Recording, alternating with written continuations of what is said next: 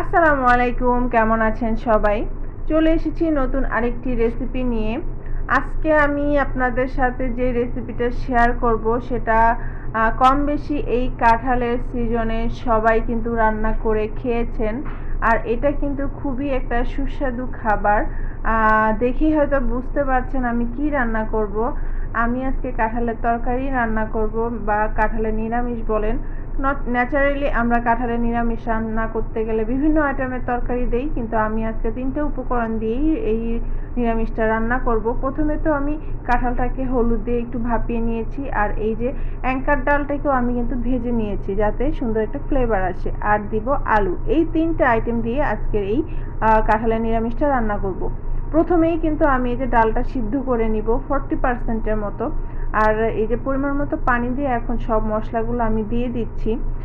আদা বাটা, রসুন বাটা, হলুদ গুঁড়া, মরিচ গুঁড়া, তারপর আস্ত মরিচ, আস্ত তেজপাতা, লং, এলাচ, দারচিনি, গরম মশলা গুঁড়া, জিরা গুঁড়া, ধনিয়া গুঁড়া সব কিছু দিয়ে এবার আমি এটাকে ঢাকনা দিয়ে ঢেকে দিব যাতে এটা 40%-এর মতো সিদ্ধ হয়। ফিরে আসলাম কিছুক্ষণ পর। এটা দেখেন আমার এটা কিন্তু প্রায় 40%-এর মতোই সিদ্ধ হয়েছে। এখন আমি সেই ভাপিয়ে রাখা কাঁঠাল আর আলুটা দিয়ে দিব।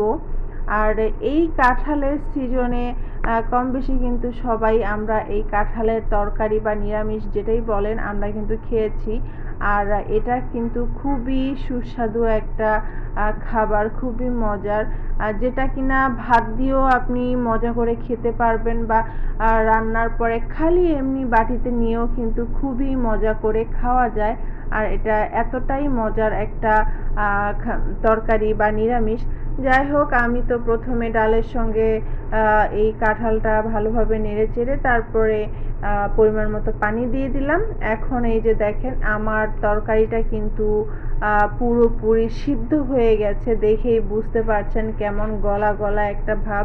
তবে এটা কিন্তু পুরোপুরি গলে নাই, আস্ত আস্ত কিন্তু দেখতে মনে হচ্ছে যেন গলে গেছে।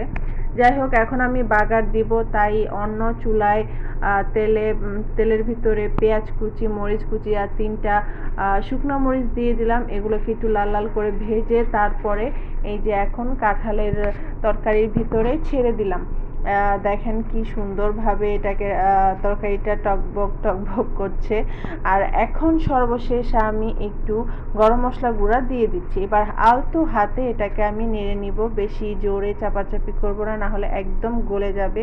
যাই হোক, আমার রান্না কিন্তু একদম শেষ। এটা কিন্তু খুবই মজা হয়েছে আর অল্প খরচের ভিতরেই। যাই হোক, সবাই ভালো থাকুন, সুস্থ থাকুন। আল্লাহ হাফেজ।